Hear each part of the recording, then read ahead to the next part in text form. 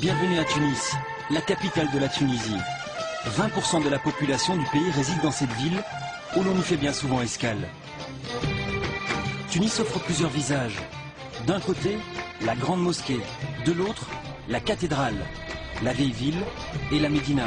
Plus loin, la technopole avec ses gratte-ciel. Nous voici sur l'avenue Bourguiba. Celle-ci et ses rues perpendiculaires sont bondées de snacks, de bars. Vers 21 h, les Tunisois viennent boire un café, déguster des pâtisseries, manger une crêpe fourrée au chocolat.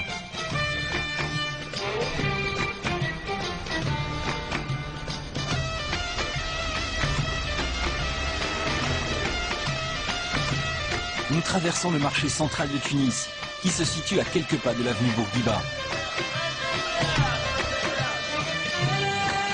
C'est ici que tous les matins, les fruits, les légumes, les poissons et les fruits de mer sont achalandés. Thon, espadons, moules, crevettes, rougets, dorades font partie du menu quotidien des Tunisiens. Les Tunisiens aiment bien les poissons. On mange bien les poissons. Aussi bien c'est le moment de l'espadon maintenant, le moment de miro, on le travaille en tranches, aussi bien les chiens de mer. On a tout. Vous les pêchez où ces poissons? La plupart du sud. C'est au Guebes, Sfax, aussi à Bizerte, c'est pas loin d'ici, presque 60 km de la Tunisie. De Mahdeya, près de Sousse, près de Sousse, presque 150-160 km de Tunisie. La Méditerranée? Bien sûr, ouais. Nous voici maintenant dans la Médina, le cœur de la capitale. Bâti au 8e siècle, l'ensemble arabo-mauresque s'est développé autour de la grande mosquée, Es Zitouna.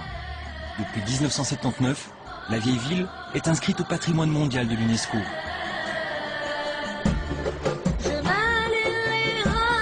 Au cœur de la Médina, la grande mosquée de l'Olivier, le cœur religieux et culturel de Tunis, dont la construction remonte à la naissance de la ville musulmane au 8e siècle.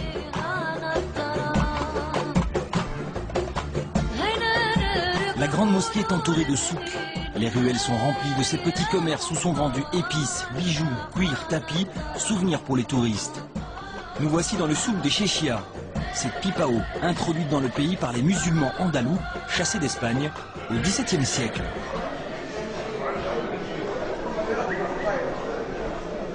Dans ce souk, les habitants viennent à toute heure de la journée. Ici, le temps est laissé au temps. On discute des choses de la vie quotidienne, des histoires de l'un et de l'autre, du football.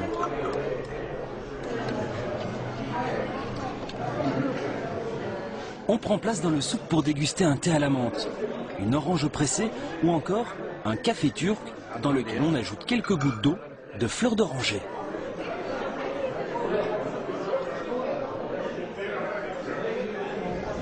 Nous quittons Tunis en direction du sud-est, en direction de la côte méditerranéenne. Nous voici à Port El Kantaoui. La station balnéaire s'articule autour du golfe et de la marina. C'est aussi un haut lieu de l'hôtellerie et de la thalassothérapie. La Tunisie est devenue la deuxième destination mondiale pour la pratique de cette activité. La plupart des nouveaux hôtels proposent désormais un espace bien-être à leur clientèle, comme par exemple à Yasmine Hammamet, au nord de Port El Kantaoui.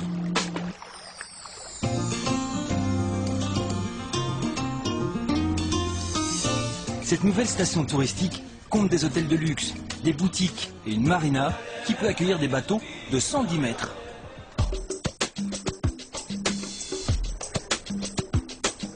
Nous terminons notre petit tour d'horizon à une vingtaine de kilomètres au nord-est de Tunis, à Sidi Bou Saïd, perché sur une falaise qui domine Carthage et le golfe de Tunis.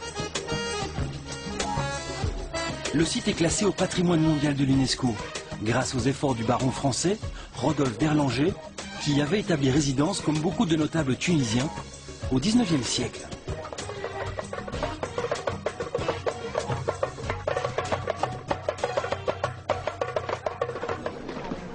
Ce village jardin blanc et bleu, ce lieu féerique, fut source d'inspiration pour des artistes de renom, tels que Chateaubriand, Gide ou encore Simone de Beauvoir. C'est aussi ces deux cafés célèbres, chantés dans la chanson française, le Café des Nattes et le Café des Délices.